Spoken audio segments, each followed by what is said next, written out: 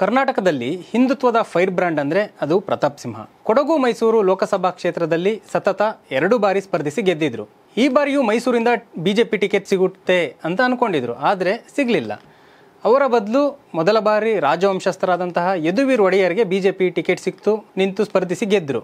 ಒಳ್ಳೆ ಕೆಲಸಗಳನ್ನು ಮಾಡಿದ್ರು ಪ್ರತಾಪ್ ಸಿಂಹಗೆ ಟಿಕೆಟ್ ಸಿಗದೆ ಅವಮಾನ ಆಗೋಗಿತ್ತು. ಈಗ ಎಲ್ಲಿ ಅವಮಾನ ಆಯಿತೋ ಅಲ್ಲಿಂದಲೇ ಸನ್ಮಾನ ಮಾಡಿಸ್ಕೊಳ್ಬೇಕು ಅಂತ ಪ್ರತಾಪ್ ಸಿಂಹ ಪಣ ತೊಟ್ಟಿದ್ದಾರೆ. ಪ್ರತಾಪ್ ಸಿಂಹ ಮತ್ತೆ ಹಿಂದುತ್ವದ ಸಿಂಹ ಆಗ್ತಿದ್ದಾರೆ. ನಾಗಮಂಗಲದ ಗಲಭೆ ಏನಾಯಿತು, ಈ ಕೇಸ್ ಈಗ ಪ್ರತಾಪ್ ಸಿಂಹ ಶೈನ್ ಆಗೋಕ್ಕೆ ಒಂದು ವೇದಿಕೆ ಆಗ್ತಾ ಇದೆ. ಪ್ರತಾಪ್ ಸಿಂಹ ಲೇಖಕರು ಆಲ್ಮೋಸ್ಟ್ ಹಿಂದುತ್ವ ದೇಶ ಪ್ರೇಮದ ಬಗ್ಗೆ ಅವರ ಹೆಚ್ಚಿನ ಲೇಖನಗಳಿರ್ತವೆ.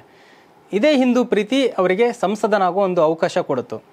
ಯಾವುದೇ ರಾಜಕೀಯ ಹಿನ್ನೆಲೆ ಇಲ್ಲದೇ ಇದ್ದರೂ ಕೂಡ ಅವರಿಗೆ ಬಿಜೆಪಿ ನೇರವಾಗಿ ಟಿಕೆಟ್ ಕೊಡ್ತು. 2014ರಲ್ಲಿ ಇಡೀ ದೇಶದಲ್ಲಿ ಮೋದಿ ಅಲೆ ಇತ್ತು. ಇದೇ ಟೈಮಲ್ಲಿ ಇದೇ ಮೋದಿ ಅಲೆಯಲ್ಲಿ ಪ್ರತಾಪ್ ಸಿಂಹ ಬಿಜೆಪಿಯಿಂದ ಗೆದ್ದು ಪಾರ್ಲಿಮೆಂಟ್ಗೆ ಹೋದರು. ಇಲ್ಲಿ ಪ್ರತಾಪ್ ಸಿಂಹ ಅವರಿಗೆ ತನ್ನದೇ ಆದ ಒಂದು ಸ್ವಂತ ಅರ್ಹತೆ ಇತ್ತು, ಅದೇ ಅವರನ್ನು MP ಆಗಿ ಮಾಡಿತು. MP ಆದಮೇಲೂ ಕೂಡ ಮೈಸೂರಿಗೆ ಪ್ರತಾಪ್ ಸಿಂಹ ಅವರು ಸಾಕಷ್ಟು ಕೊಡುಗೆಗಳನ್ನು ಕೊಟ್ಟಿದ್ದಾರೆ. ತಮ್ಮ ಮೈಸೂರು ಕ್ಷೇತ್ರವನ್ನು ಡೆವಲಪ್ ಮಾಡಿದ್ದಾರೆ.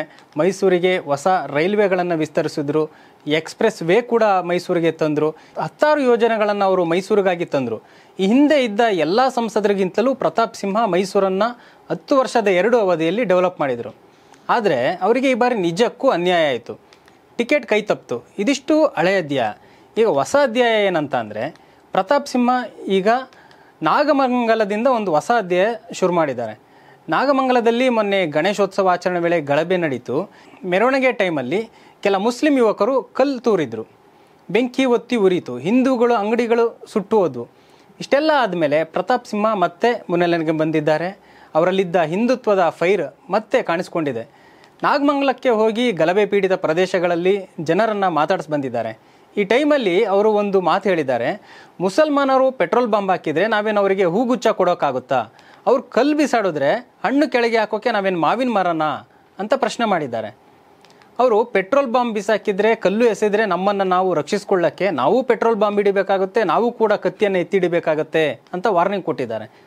ಸರ್ಕಾರ ಮುಸ್ಲಿಂ ಪುಂಡರ ಮೇಲೆ ನಿಯಂತ್ರಣ ಹೇರಬೇಕು, ನಿಯಂತ್ರಣ ಹೇರದಿದ್ರೆ ನಮ್ಮ ರಕ್ಷಣೆ ಜವಾಬ್ದಾರಿ ನಮ್ಗೆ ಗೊತ್ತಿದೆ ಅಂತ ಪ್ರತಾಪ್ ಸಿಂಹ ಎಚ್ಚರಿಸ್ತಾ ಇದ್ದಾರೆ.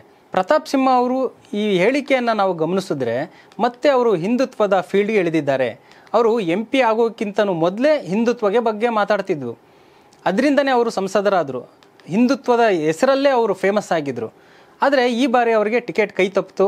ಇದರಿಂದ ಸ್ವಲ್ಪ ದಿನಗಳ ಕಾಲ ಸೈಲೆಂಟ್ ಆಗಿದ್ದರು. ಎಲೆಕ್ಷನ್ ಆಗಿ ಸುಮಾರು 4 ತಿಂಗಳ ಕಾಲ ಆಯಿತು. ಈಗ ಸಿಂಹ ಜನರ ಮಧ್ಯೆ ಬರ್ತಿದ್ದಾರೆ. ಎಲ್ಲಿ ತನಗೆ ಟಿಕೆಟ್ ಸಿಗಲಿಲ್ವೋ ಈಗ ಅದೇ ಜನರ ಜೊತೆ ಸೇರಿಕೊಂಡು ಮತ್ತೆ ಜನರ ಜೊತೆ ಗೂಡಿ ಹೋರಾಟ ಶುರು ಮಾಡ್ತಾ ಇದ್ದಾರೆ. ಈ ಹೋರಾಟದ ಮೂಲಕ ಹೈಕಮಾಂಡ್ ಗಮನವನ್ನು ಸೆಳೆಯೋ ಪ್ರಯತ್ನ ಮಾಡ್ತಿದ್ದಾರೆ.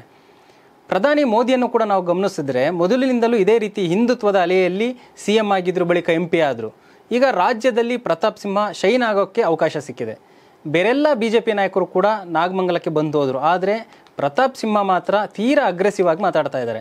ಹಿಂದುತ್ವದ ವಿಚಾರದಲ್ಲಿ ಸಿಂಹ ಆಗೋಕ್ಕೆ ಹೊರಟಿದ್ದಾರೆ ಪ್ರತಾಪ್ ಸಿಂಹ ಅವರು. ಕರ್ನಾಟಕದ ಮೋದಿ ಆಗ್ತಾರ ಪ್ರತಾಪ್ ಸಿಂಹ ಅನ್ನೋ ಒಂದು ಚರ್ಚೆ ಕೂಡ ಇದೀಗ ಶುರುವಾಗಿದೆ.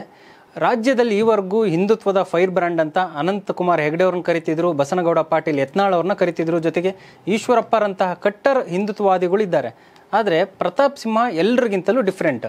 ಈಗ ನಾಗಮಂಗಲ ಗಲಭೆ ಬಳಿಕ ಅಲ್ಲಿಗೆ ಎಂಟ್ರಿ ಕೊಟ್ಟಿರೋ ಪ್ರತಾಪ್ ಸಿಂಹ ಹೊಸ ಹೋರಾಟದ ಸುಳಿವನ್ನು ಕೊಟ್ಟಿದ್ದಾರೆ.